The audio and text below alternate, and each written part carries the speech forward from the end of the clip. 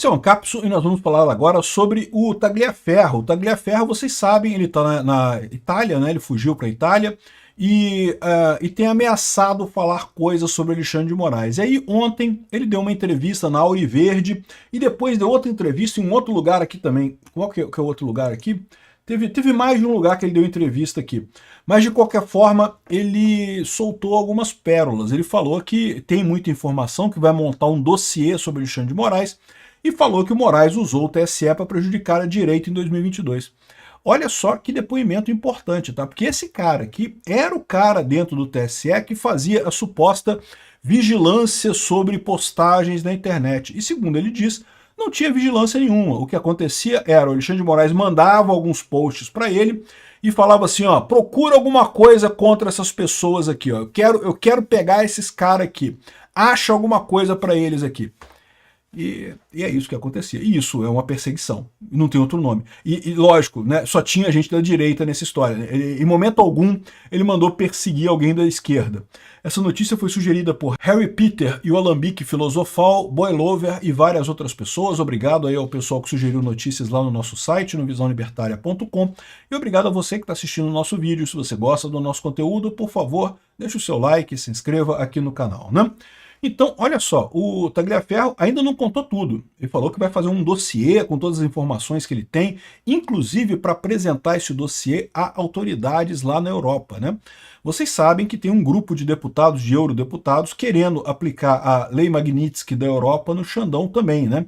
E isso é meio que padrão, tá? Se você observar a aplicação da Lei Magnitsky que aconteceu contra a Venezuela, contra a Rússia, contra vários outros juízes aí, contra várias outras personalidades no mundo todo, tipicamente os Estados Unidos vai primeiro, a Europa segue em seguida esse negócio, né? São parceiros de longa data e todos têm interesse em acabar com violações de direitos humanos.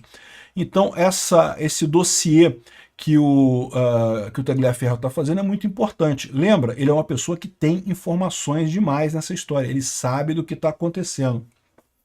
Então tá aqui, ó. E tem uma outra coisa nessa história que eu gosto de falar também. Tá vendo? É um cara de direita dentro do TSE. Eu tô falando para vocês isso. Tem um monte de gente de direita lá no TSE. O pessoal que fica com esse papo assim, ai, mas se alguém lá no TSE quiser colocar no código, botar um if 22, então 13, né? Vou mudar o voto aqui, coisa e tal. Meu amigo, o cara bolsonarista que tem lá do lado da equipe, porra, não pode isso não, cara. Tira essa porra daí, não pode não. Tem um monte de gente de direita dentro do TSE. A maioria é de esquerda, tá? A maioria é de esquerda. Mas tem um monte de gente de direita lá também. É um lugar enorme, tem gente de tudo quanto é lugar. É igual o Brasil, pô. O Brasil, tipicamente, tem gente de tudo quanto é lado, né? É que como é empresa pública, é um órgão público, acaba tendo mais de esquerda. Isso é meio normal. Mas tem um monte de bolsonarista lá. Então, assim, cara, achar que seria uma coisa fácil alguém deturpar o código-fonte da urna eletrônica para fazer. Não seria. Primeiro, porque o pessoal lá é sério, não deixaria um negócio desse. Segundo, porque se alguém pensasse numa coisa dessa, teria pessoas de direita lá também para apontar o dedo e falar, não, porra, não pode isso daqui não. Enfim, o Tagliaferro é um cara, e olha só, ele até falou que ele não sabia mais ou menos o que ele estava fazendo, não percebeu o que ele estava fazendo, mas ele ficou chateado, ele percebeu que estava errado aquilo ali, que não era uma coisa correta para fazer, né? Aqui, ó, entrevista a ex-assessor da Corte Eleitoral diz que o pleito foi marcado por decisões que prejudicaram diretamente a candidatura do Bolsonaro. É o que eu falo sempre. Este é o problema. O pessoal, ó, meteu o dedão na balança lá, meteu o dedão na balança. De que maneira? Não teve nada a ver com urna, com totalização, com porra nenhuma. Teve a ver com o fato de que, na hora de fazer a propaganda, na hora de censurar as coisas, só censuravam as pessoas da direita. Não censurava nenhuma fake news, ou pouquíssimas fake news de esquerda, pouquíssimas coisas de esquerda eram feitas, né? E o que prova isso também é que vocês lembram, né? Logo depois da eleição, a Folha de São Paulo, aquele jornal esquerdista, pediu acesso à informação para saber o que o TSE teria bloqueado nesse grupo dele, né? Era na época uma diretoria, AEED, Assessoria Especial de Enfrentamento à Desinformação, né? Era uma assessoria inicialmente, depois virou o CIED, né? Que é o CIED, que é o Centro Integrado de Enfrentamento à Desinformação, não sei o que lá. Mas o pessoal perguntou, e aí, o que vocês cortaram no final das contas? Porque lembra, essa resolução que aconteceu entre o primeiro e o segundo turno das eleições de 2022, ela é controversa por si só, tá? porque a legislação eleitoral não permite você fazer mudança de regra eleitoral em cima da hora, no meio da eleição você mudar a regra. Então, pega todas as eleições no Brasil, depois da redemocratização, depois do fim da ditadura militar, os militares faziam isso também, os milicos faziam isso também. Depois que acabou a milicagem, não teve mais resolução no meio da eleição, ou às vésperas da eleição, porque isso é meio que mudar a regra do jogo no meio do jogo, né? Isso é uma sacanagem, né? Mas em 2022 teve, porque né, eles achavam que o Lula ia ganhar no primeiro turno, fizeram um esforço danado para o Lula ganhar no primeiro turno, e o Lula até ganhou, ficou na frente, mas não conseguiu os 51% dos votos. Aí tiveram que fazer mais compra de voto no segundo turno, mais dor de cabeça, mais dinheiro gasto, não sei o que lá, e mais dedo na balança, como o cara está falando aqui, e fizeram essa resolução para acabar com a fake news. O problema são as fake news, é o que disseram para o Alexandre de Moraes, né?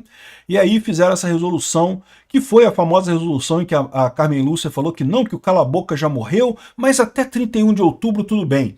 E a resolução está válida até hoje, né? Até hoje está válida essa resolução do STF, ou seja, a Carmen Lúcia agora é a presidente do STF e ela não fez nada quanto a essa resolução, né? Aceitou calada essa mudança, e agora o cala-boca voltou a valer, né, Carmen Lúcia? Voltou a valer o cala-boca da Carmen Lúcia, né? Enfim, aí ele diz aqui, ó, olha só, ele trabalhou na assessoria especial de enfrentamento, ele diz assim, ó, os documentos eram encaminhados ao gabinete de Moraes responsáveis pelas decisões. Era assim que era feito. Chegaram pedidos, fulano, fulano, fulano, e os alvos eram com o tempo quase sempre os mesmos, ou seja, acha alguma coisa sobre fulano que eu quero censurar ele. Agora, me diz, que lógica tem esse tipo de coisa, né? Evidentemente, é perseguição, foi perseguição, não tinha outro nome para dizer, não tinha outra coisa para dizer, né? E lembra que a gente sabe também que o pessoal que abastecia o Alexandre de Moraes com essas informações, e isso ficou transparente naqueles vazamentos da Vaza Toga, era Alexandre de Moraes, Joyce Hasselman, é a galera da isentosfera, meu amigo. Não é a esquerda, não. Talvez a esquerda tenha mandado alguma coisa também. Mas o grosso era o pessoal da isentosfera. É o que eu falo para vocês. Quem fez essa operação para tirar Bolsonaro a todo custo em 2022 foi Dória. Foi Dória, aquela turminha ali de São Paulo, da isentosfera de São Paulo. Foi essa turma aí, que tem muito dinheiro, né? Se tem muito dinheiro, tem muito poder, tem muita influência. Por mais que o Dória não tenha mais voto, nem no condomínio dele não consegue eleger mais, mas ele tem dinheiro ainda, tem muito poder político e patrocinou essa brincadeirinha, né? O pessoal do PSDB, junto com ele, junto com o PMDB, com o PSD, fizeram essa lambança toda que a gente está agora pagando o preço disso, né? Tagliaferro negou que houvesse monitoramento contínuo das redes sociais pelo TSE, porque, teoricamente, o que ele fazia ali era um monitoramento das redes sociais para ele identificar os problemas, mas não tinha isso. O que tinha era o Alexandre de Moraes, ó, pega fulano, procura fulano aí. Aí ele pegava informações de fulano, fazia um relatório, não sei o que lá, encaminhava o relatório, aí Moraes ia lá e censurava o cara. Mas o Moraes já dizia o que ele queria censurar, porra, já dizia quem ele queria no final das contas. Então não tem esse negócio, né? Não tinha um cara olhando para todo mundo. O que existiam eram ordens determinadas de fazer. Cara, isso aqui é um absurdo completo. É um absurdo completo que ele está falando aqui em termos de procedimento, porque viola totalmente todas as regras do direito, né?